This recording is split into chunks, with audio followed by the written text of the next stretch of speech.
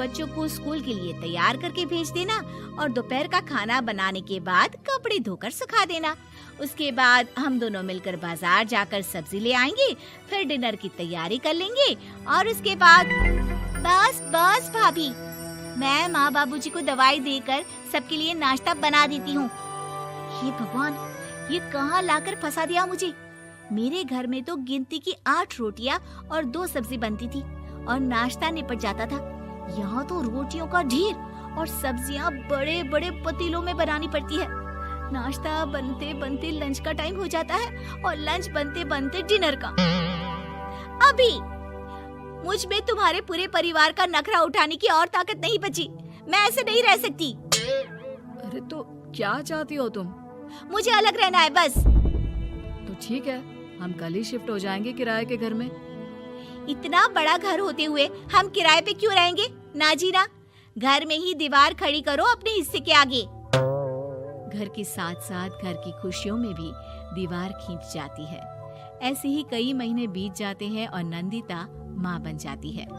बच्चे के आने से अभिषेक के कंधों पर खर्चों का बोझ आ पड़ता है। अभिषेक का बोझ कम करने के लिए नंदिता भी पार्ट टाइम जॉब कर लेती है, लेकिन इससे उसके सर पर नौकरी, घर और बच्चे की जिम्मेदारी बढ़ जाती है। नंदिता, ये क्या है?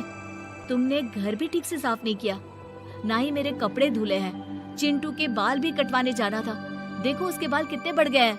अरे करती क्या हो पूरा दिन तुम? मैं करती क्या हूँ?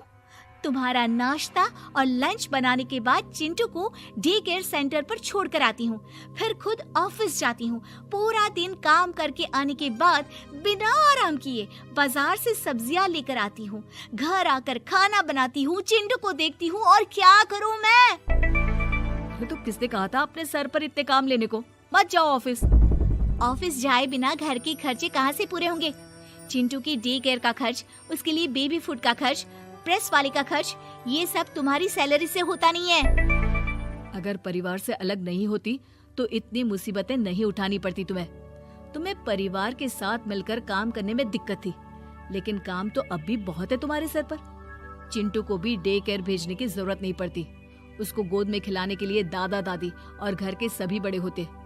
उसके साथ खेलने के लिए उसके भाई बहन भी होते। मेरे तीनों बड़े भाइयों के बच्चे भी बड़े हुए हैं, लेकिन बिना महंगा बेबी फूड खाए, क्योंकि मेरी माँ और भाभियाँ बहुत अच्छे से जानती है कि बच्चे को क्या खिलाना चाहिए। बिजली के बिल जैसे खर्चे भी सब मिलकर बांट लेते थे, लेकिन तुम्हें तो सबसे अलग रहने में ही मजा आता है, तो अब शिकायत क्यों करती हो? बस करो अभिषेक, बस करो। मैं मानती हूँ कि मैं गलत थी। मेरे एक गलत फैसले ने हमें बिल्कुल अकेला कर दिया है सबसे। एक घर में होते हुए भी हम बाकी परिवार से अजनबियों की तरह रह रहे हैं। अभिषेक और नंदिता की सारी बातें घर के बाकी लोगों को सुनाई दे रही थी। तभी कमला बोल पड़ती है। अरे नंदिता बहू, किसने कहा कि तुम अकेले हो?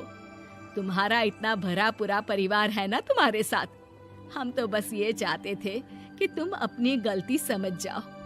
अगर हम तुम्हें समझाते तो शायद तुम ना समझती, लेकिन अपनी गलती का एहसास तुम्हें खुद हो गया है, तो अब तुम समझ चुकी हो परिवार में एक साथ रहने का मोल क्या होता है। मम्मी जी, मुझे माफ कर दीजिए, अब ऐसा दोबारा कभी नहीं होगा।